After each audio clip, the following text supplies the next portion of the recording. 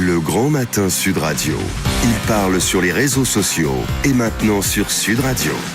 Et on va reparler justement, Philippe David, de la cathédrale Notre-Dame de Paris. Grégory Rousse, bonjour.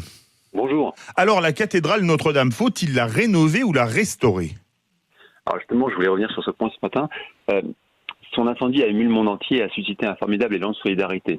1 milliard d'euros récoltés en 24 heures pour sa reconstruction, annoncée par le président de la République, alors même que cette entraille étant encore fumante.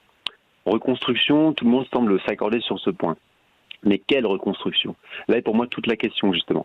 Faut-il restaurer la cathédrale pour lui restituer sa silhouette originelle ou faut-il, au contraire, la rénover et laisser notre époque imposer son empreinte sur ce monument sacré vieux de plus de 850 ans ?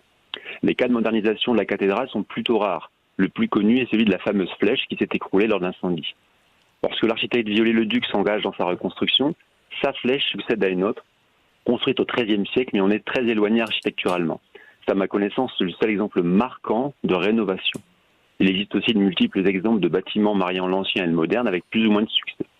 Mais Notre-Dame n'est ni une grange, ni un musée, ni un bâtiment administratif.